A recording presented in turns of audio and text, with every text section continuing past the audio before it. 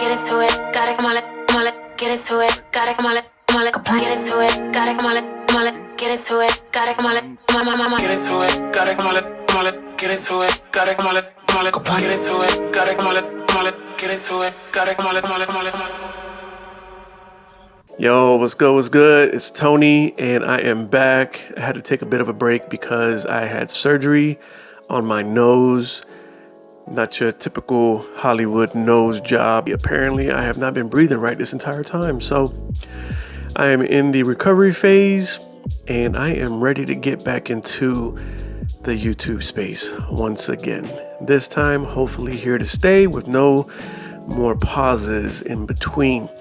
What I want to talk about today is spec shoots and my journey doing spec shoots, because I have started doing them about, I want to say 3 months going into it. And while I'm obviously a beginner, there are some insights that I think that I could share with those who are also getting into the journey of, doing spec shoots.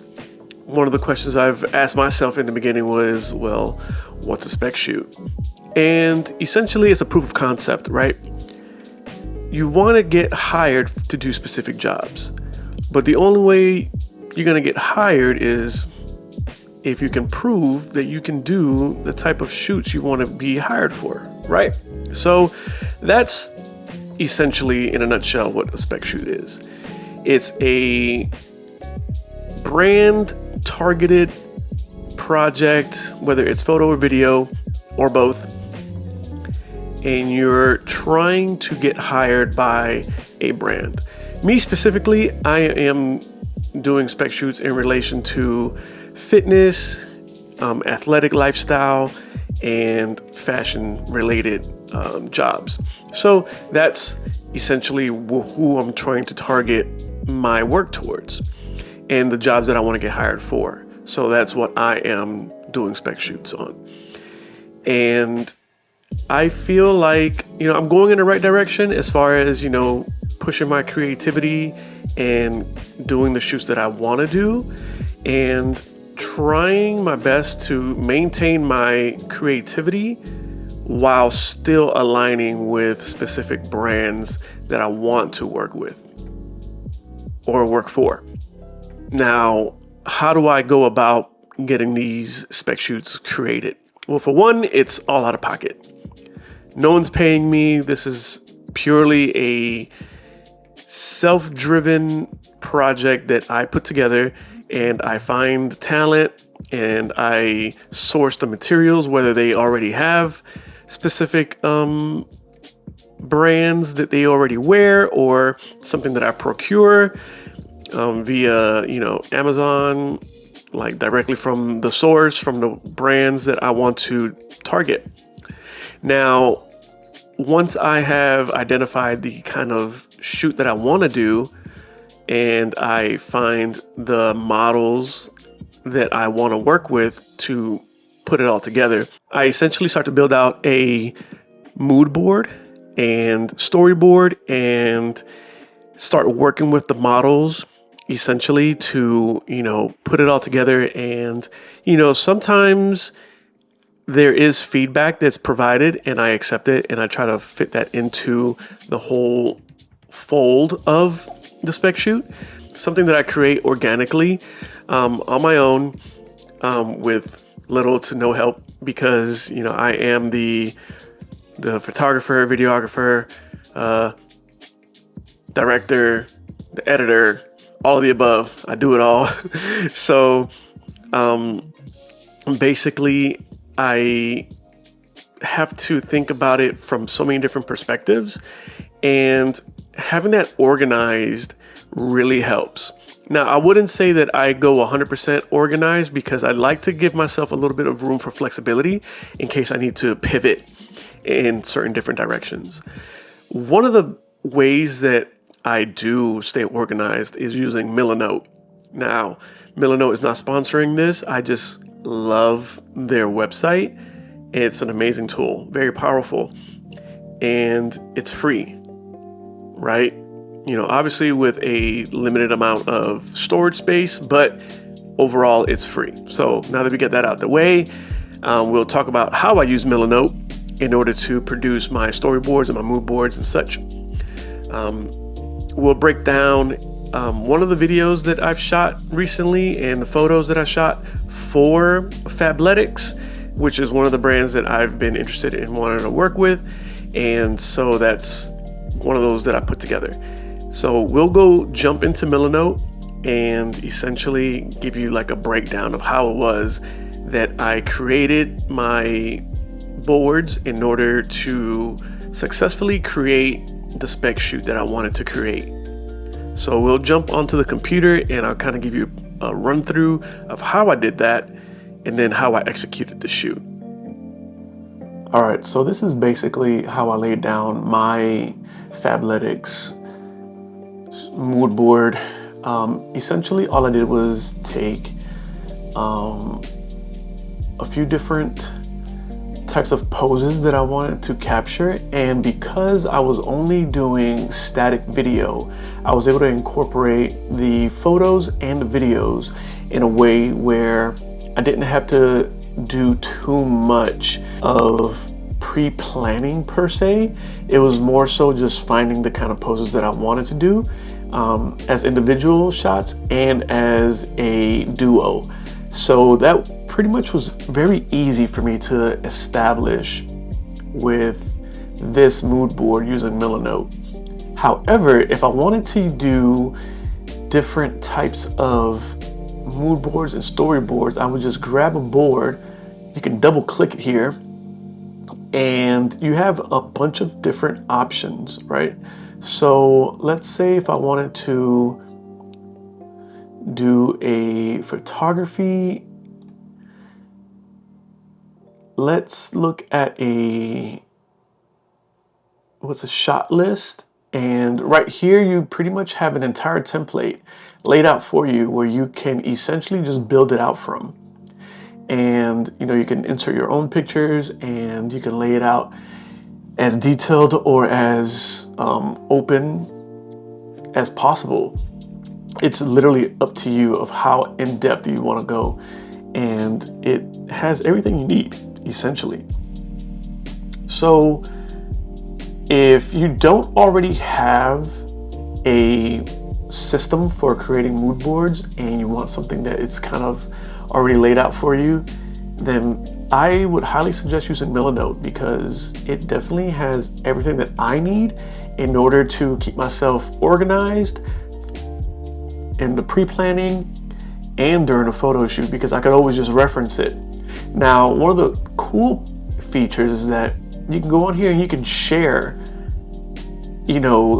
as an editor or as a read-only link to everyone who's involved. So that way they can either add anything they want to add to it or make any notes, send any messages, via the Milanote mood board, and perfect.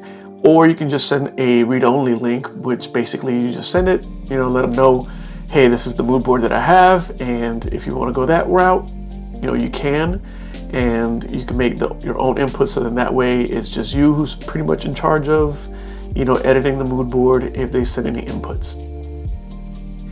And then also, you can send out the mood board via a PDF or a PNG, and that way you can just send that out without having to send a link or anything like that. It's a finalized or something that's in planning where you can go ahead and make revisions and stuff like that. You can send it out as a PNG or a PDF, and that also kind of ties everything up.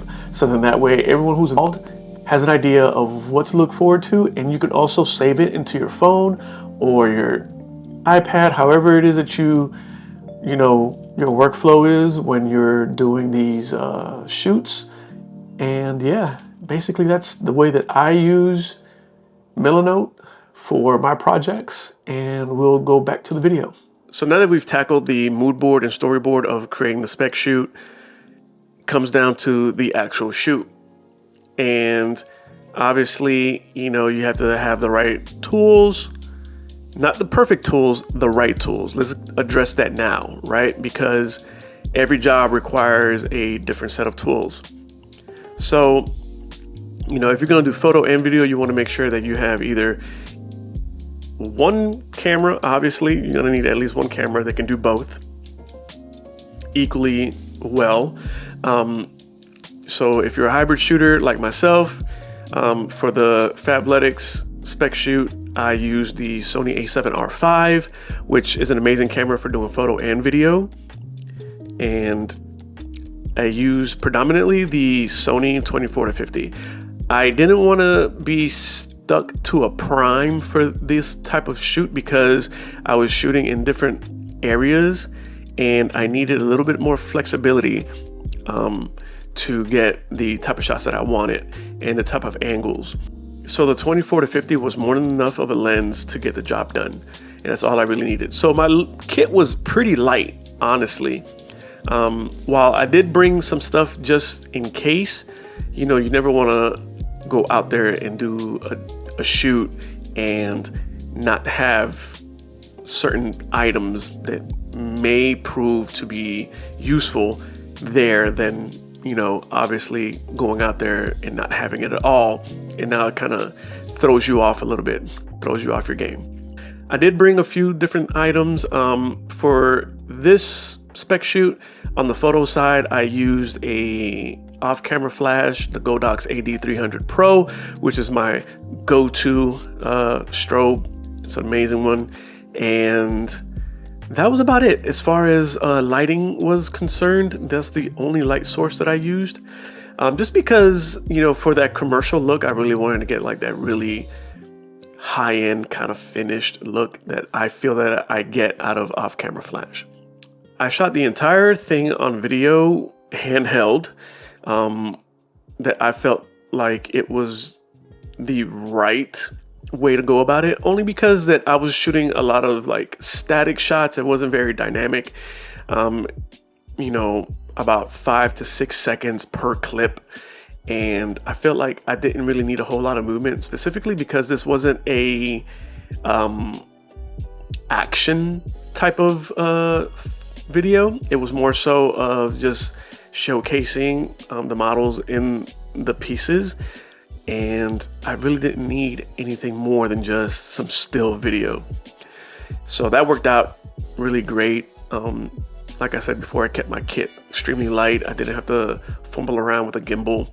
When you go into the breakdown and doing the mood boards and the storyboards, you have to think about the type of kit that you want to use for the video and the photos, so then that way you understand what you need to carry with you to get a job done. Some jobs may require a gimbal, some jobs not so much. So like in this case, I used nothing but my hands, and it worked out great. Got all the shots that I wanted, and I left happy, which really worked out in the edit. So when it comes down to the overall spec shoot and brand alignment, you want to be able to use your own level of creativity without having to mirror what they already have. Because if they already shot something like that, chances are if you try to do a video that essentially mirrors a project that they already produced, then you're not showing them anything different, that they might be able to be interested in, and kind of maintain your own visual, ID. It kind of shows what you can bring to the table and what they're hiring you for. They're not hiring you to be somebody else. They're hiring you because of what you can do, not what the last person did for their project. So, but always maintain the idea that, the reason why you're doing this is because you want to align with their brand. So, you have to keep a little bit of their identity while pairing it up with your own. The final step is editing and producing. Once you shot the videos and the photos and you go in there and you're editing, you put it all together and you're ready to just full send, right? You want to use all the social platforms available to you. So, your Instagrams, your YouTube, your TikToks, etc., etc.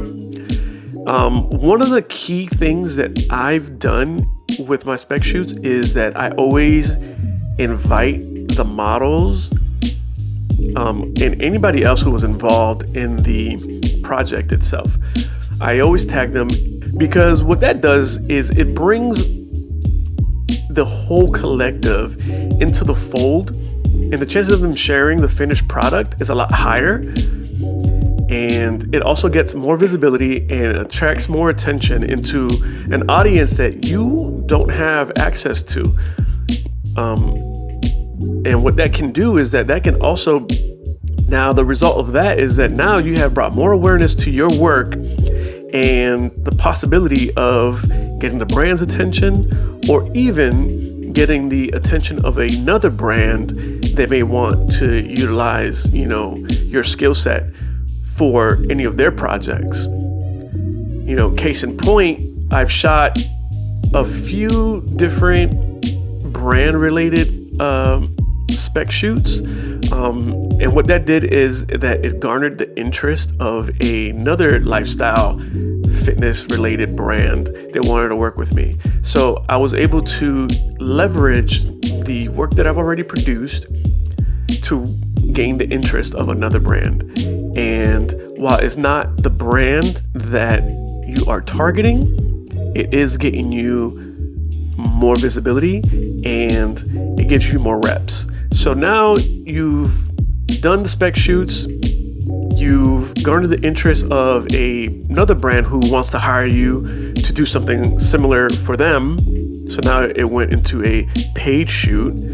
And now you're doing the paid shoots that's getting you more interest and more visibility through another brand who is getting interest from their followers. So it starts to build on top of each other and it starts to stack up. And then at some point, that's when you'll get to that brand that you've been wanting to work with.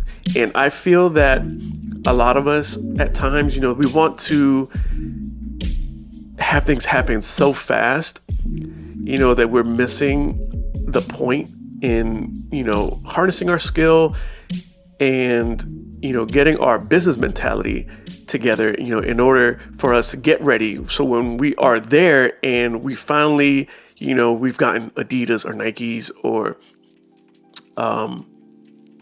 Fabletics or whoever, we are ready to go to the table, not only as a creative, but also with a business mindset of here's what I can create. Here is what I need as far as, the resources in order to produce this. So you are not just building your creative skill set. You're building yourself as a brand and as a business mindset. Because a lot of times we forget about the business side. We just care so much about the creative aspect that we forget that we are in this as a business. And I feel like, if we get thrown into something too quick, with the opportunity that we've been wanting and we're not even ready for it, it's gonna come off like, this guy, this girl, rookie man, she's not ready for the major leagues. He's not ready to step up to the big plate because he's still thinking like the little guys. And I feel like that's something that I am also taking into consideration, is that, I do want to be already working with these brands, these big names, but there's so many steps that I still have to take and still have to achieve to get myself to that point. So this is my spec journey, and thanks for taking the time to listen. And if you are on the same boat as me, feel free to chime in on the comments and let's have a discussion about, what it is that we can be doing better, as we are trying to achieve our objectives, and reach those milestones of working with our dream client, essentially. So this about wraps it up. Thank you all for taking the time to listen, and I will catch you all on the next one. Peace.